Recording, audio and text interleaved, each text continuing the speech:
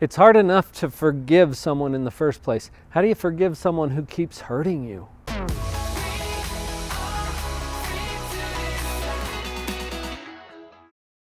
I've got 5 specific tips for you on how to forgive someone who keeps hurting you. Before we get to that, let's talk about what forgiveness isn't. Forgiveness is not saying that it's okay. We were taught this maybe as children, that when someone apologizes, then we say, it's okay, right? It's just something that we naturally might respond to. That's not what forgiveness is. It's not saying it was okay. What if somebody hurt you? Is that okay? No, it's not okay for someone to hurt you. It's going to happen. It's part of our earthly experience. We're going to have it. But it's not okay for someone to hurt you. It's not okay that someone abused you, extorted you, took advantage of you, robbed you, beat you up. That's not okay. So don't say that it is.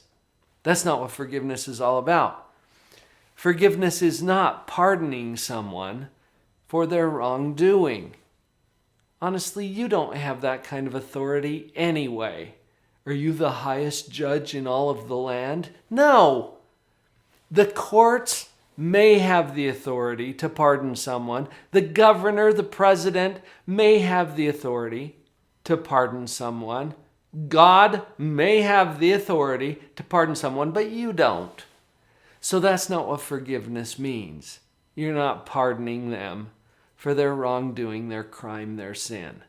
Forgiveness is also not allowing someone to continue to hurt you. Notice all of these things stop us from offering forgiveness. If we think that it means I have to keep being hurt, then why would I want to sign up for that? I wouldn't. Don't count me in on that party. It's not allowing yourself to continue to be hurt. In fact, I think proper forgiveness implies that we'll put in some appropriate boundaries. I'll hit that in one of the steps. So let's go there next. 5 steps to help you with forgiving someone who keeps hurting you. Step number 1, turn on the thinking part of your brain. There's different parts of your brain. Different parts of your brain do different things. And one part of your brain is completely dedicated to protecting you and ensuring your survival. This part of your brain is on the constant lookout for threat. Threat is anything that represents a danger to you. When someone hurts you, that part of your brain kicks in and tells you to do one of 2 things: fight or flight. There's different versions too, like freeze. Fight or flight is your brain's natural response to the threat. It's in order to keep you safe. That part of your brain actually shuts down the thinking part of your brain. This makes sense if you're in total danger because there's a bear coming in to eat you for lunch. What should you do? Sit down on a stump, think it through? No, you'll be bear chow. So the fight or flight part of your brain actually shuts down some of the blood flow to the prefrontal cortex, the thinking part of your brain.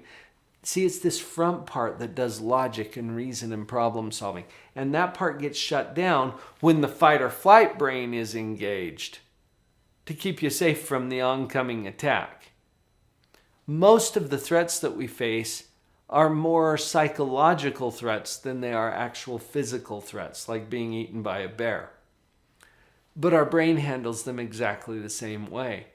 Problem is, you're going to need the thinking part of your brain to solve whatever it is that's causing the problem in the first place. So that's why we put it in step 1. We want to turn on the thinking part of our brain. Quickest way that I know how to do this is breathing. Just breathe. Focus on your breathing for a few minutes. And I like a practice that takes it in through the nose, hold briefly, out through the mouth. Nice and slow. And even just doing that right now, I'm feeling it, okay, because I've practiced it. This helps to calm down the fight or flight part of your brain, get the thinker engaged, because we're going to need that for the other steps. Let's go to step number 2. Reframe this experience. You know, the being hurt experience. Reframe this experience in a way that allows you to take it less personally. Everything has a personal and an impersonal component.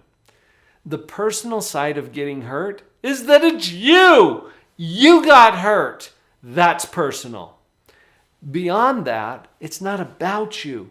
It's usually about the person who hurt you and their poor choice. Yeah, it feels personal because it is you. As we reframe this experience in a way that allows us to step back a little bit, take it less personally, even though it is me, it doesn't matter that it was me. It could happen to anyone who is in my circumstances. That's how we reframe it to take it less personally. Now let's take that to step number 3. Do you remember when I said earlier that forgiveness is not allowing yourself to continue to be hurt? So step 3 is to set appropriate limits that allow you to maintain some safety and some boundaries and to make sure that you don't get hurt again unnecessarily. Little disclaimer here. If you're going to be involved in a relationship, you will feel hurt. I know. It's guaranteed, okay? And it's not a bad thing. It's not a bad thing. Close relationships imply pain. And there's a lot of reasons for that we won't get into on this video.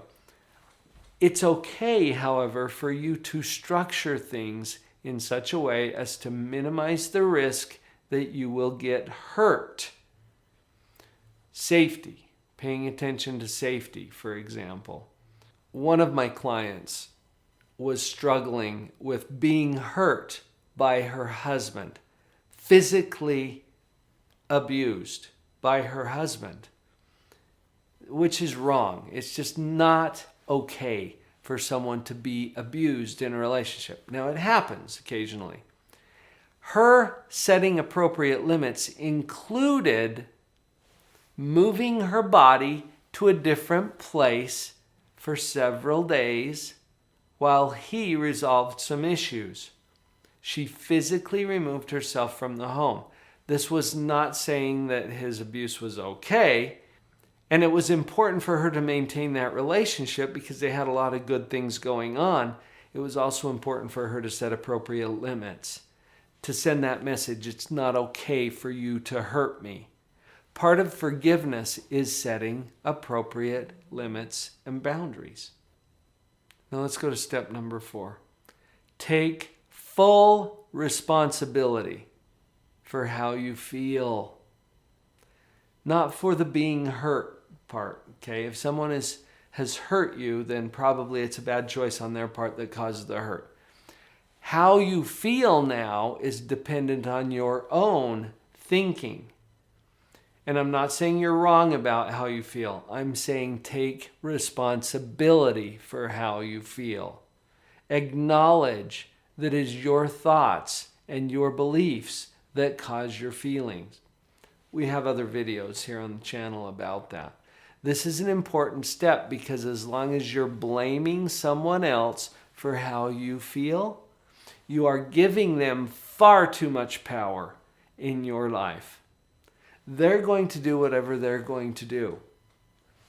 You get to control this.